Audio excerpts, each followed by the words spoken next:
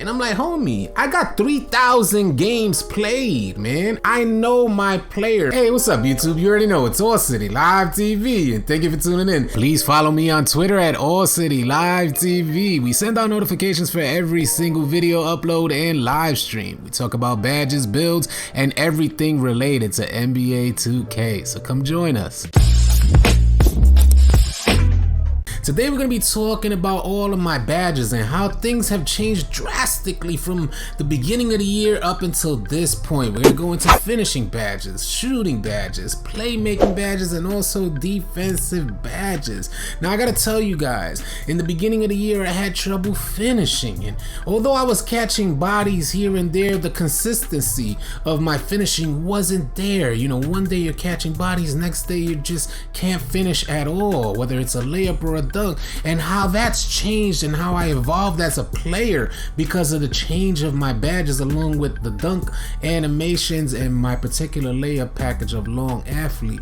Shooting badges, I mean, I can't tell you how horrendous shooting was for me in the beginning of the year. I couldn't shoot at all, and now I'm a shooting threat out there. I can hit at a high percentage from all areas on the floor, which really changed for me out there, and I think you guys want to take on that change as well if you're struggling in NBA 2K20 to shoot consistently. Playmaking, I gotta tell you also, with playmaking, I had to learn 2K20 like if it was a whole new 2K game. Mind you, I've been playing 2K since the very first 2K release way back when on Dreamcast. So to consider playmaking, and although a lot of people say, you know, dribbling is the easiest it's been in years, I gotta tell you, playmaking for me, putting together dribble combinations is not easy. I'm not primarily like a dribble head, so I had to learn all of these things as if it was a new game to me.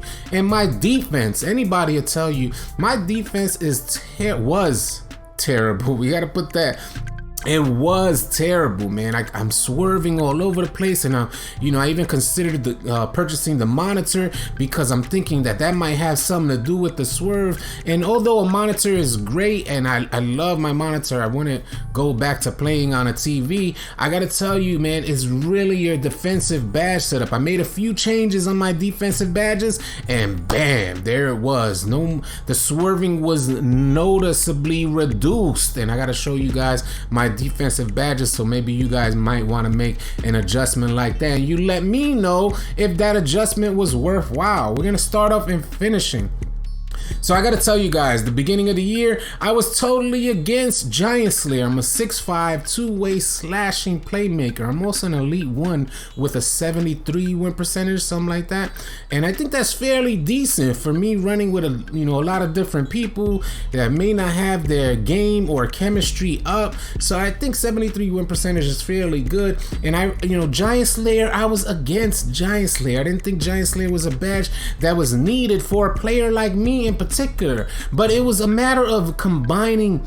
It's like one of the homies said in our live stream, he said, City's trying to find a Da Vinci code for these badges. And I'm like, word, that's a great analogy, because I am trying to find the Da Vinci code for these badges. And it seems like this combination of badges with Acrobat on bronze, and I don't know how necessary Acrobat on bronze is for me, but I'm going to leave it on bronze because I am finishing some good layups out there, which I wasn't just a few weeks ago. I wasn't able to complete at a high clip in the paint, so I'm gonna leave Acrobat on bronze. But contact finisher, you gotta remember that it's not only for dunks, it helps you finish through layups as well. So you got contact finisher on go, Giant Slayer on go, relentless finisher, another badge that, man, it was like a bipolar type of weird relationship that I had with relentless finisher. And I don't mean to say anything about people with bipolar, but I'm just referencing the idea of relentless finisher. On one day it worked great, next day it seemed useless, and that's how it was for me with relentless finisher. It's like,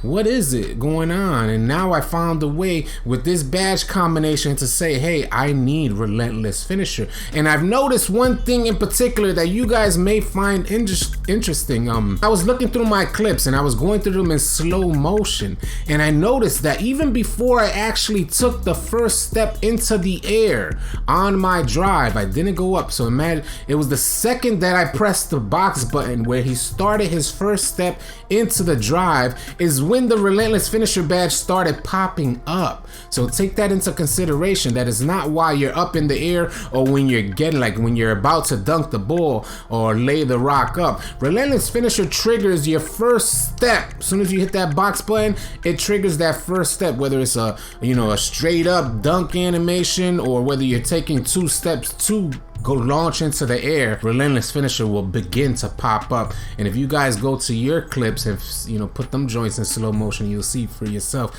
But Slithery Finisher, probably the best finishing badge in my opinion on NBA 2K20, a badge that's held up throughout all of these patches, because I gotta tell you guys, man, I was running fancy footwork and oh man, I was holding this badge in super high regard, but no longer will I use fancy footwork because I'm still getting the same hop step animation, and the stun animation that it gives to the defender is not it's not prominent enough for me to waste badge points on fancy footwork. If I had more badge points, I probably would equip it. If I was like a pure finisher out there or a slasher, I probably would equip it. So that's what I got. And I want to say that these badges are in combination like this because of my dunk packages. Shout out to Chrome Antenna. Chrome Antenna hooked me up with his dunk packages, which we might save for a later video if you want to come on our live stream. If I'm not on a win streak, I'll be happy to show you my dunk packages like I have in previous live streams. Also,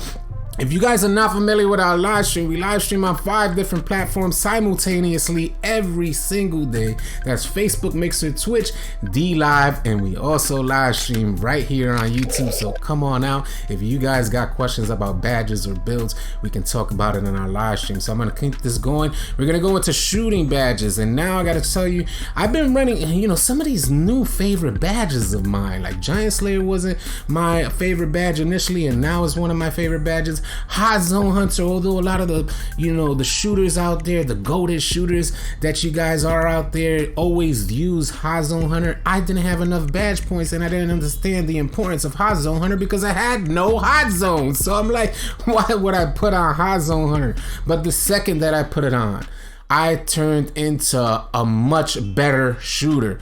And I don't really have, I might have hot zones now because I've been shooting crazy out there, hitting at a high percentage. So Hot Zone Hunter, I don't know if it's necessarily made for just hot zones. It seems to have helped me out tremendously, and is a huge and noticeable difference when I equip Hot Zone Hunter. And I took off Green Machine to equip Hot Zone Hunter, and I thought Green Machine was awesome as well. I thought Green Machine was the reason why I was hitting greens, but it wasn't, man. And I started, I wasn't hitting as high as a percentage until I put Hot Zone Hunter on and my range extender on gold. So that's definitely something that you guys may want to consider. I got Catch and Shoot bronze, Corner Specialist silver, Hot Zone Hunter silver, range extender gold, Quick Draw silver. We're gonna move on to Playmaking. Now I'm trying something new. I like Ankle Breaker, I like Space Creator. Normally I would probably run both of them on Gold or Hall of Fame, but today we're trying something new out with tight handles. Now the reason why I'm mentioning tight handles is because I've noticed when I'm playing defense out there that somebody does a little light crossover and my player starts to swerve. Even when I come in the vicinity of trying to play defense, it feels like 2K, like there's some type of magnetized effect that's pulling me away from the actual ball handler. So, and I got a high lateral quickness and all of that, so I'm gonna see if that's attributed to tight handles. I've noticed once before where I would do just the coming down the court, the crossover between the legs was just making them swerve. And tight handles gives you some type of stun effect as well with the behind the back. So I'm gonna see if I can utilize that today, because I am using the behind the back way more often these days. So I'm gonna put that on Hall of Fame. Normally I would have Space Creator on Go, but I've been leaning away from the hop jumpers, so I'm gonna try to take it off and see what happens with tight handles on Hall of Fame. Unpluckable on silver seems to be the sweet spot for me. One of my new, not necessarily new favorite badges, but I like Unpluckable on silver because it seems to be like that sweet spot where you're not getting stripped consistently. It's just these weird strip animations that make no sense from non-defenders really get you frustrated out there. So I like Unpluckable on silver. And Bailout, oh man, bailout. I gotta tell you guys, bailout is like, oh man, when you start getting those bailout passes, when you start making a defense collapse, trying to get a rebound, and then you just dot the dude in the corner, or when you're driving, the higher the bailout pass, the better the bailout pass animations are for your player. And it's so on cue, man. It looks so fresh.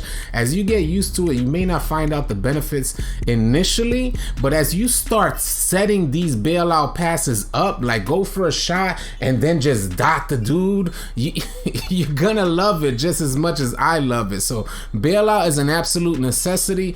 I think a lot of people don't mind running it on bronze, but I think the higher you equip this badge, the more control you have over these bailout passes, and they get better and better as you equip the badge higher. Handles for days and quick first steps, must-haves for my player, and I put them up at Hall of Fame. We're gonna move on over to defensive badges, and now this is where things have gotten interesting, man. I've made tremendous changes in the past weeks, and I've showed you guys this. Excuse me. We've talked about it on stream, and you know, a lot of people are against my defensive badge setup, and they're so like I don't know how you say it, but they're just like, you must not have off-ball pass. You gotta take lightning reflexes off. And I'm like, homie, I got 3,000 games played, man. I got 3,000 games played, not to mention, it's over 3,000, but that's not to mention the tons of Pro-Am, the ranked Pro-Am games, the tons of private match Pro-Am games that we were running just about a month ago or something like that, and the tons of rec games that we run. I know my player was swerving on defense for the longest time, so much so that I thought it had something to do with me playing on a TV.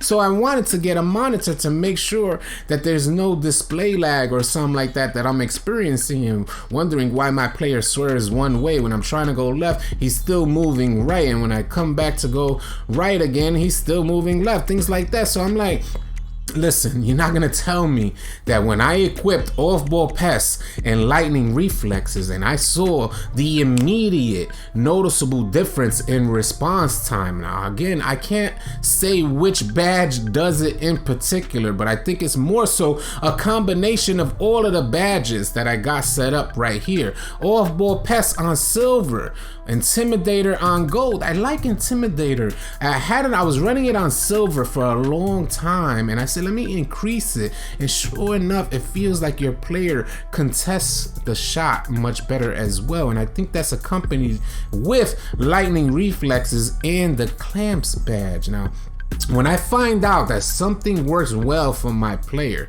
you're not gonna tell me different, because I play hours on end. You got people telling me not to do something that don't even have nearly as much game time invested as much as I have on NBA 2K20. So take heed for a second. Whether or not you heard Mike Wang tell you guys that it's only the arrow. He said it's only the arrow in the read and react system. Listen for a second. Before you want to talk and start yapping, listen for a second. It's only the arrow that you see sooner in the read and react system, is how it was phrased, if I'm not mistaken.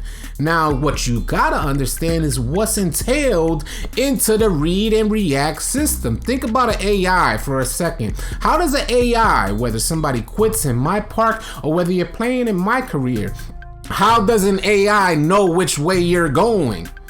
Feel what I'm saying? You go to the right, the AI has got 90, you get a 60 overall AI out there. He's playing like he got 99 Kawhi Leonard defense out there. So you got to take this into consideration. It's very similar when you think about an AI knowing where you're going to the read and react system telling you where the player is going.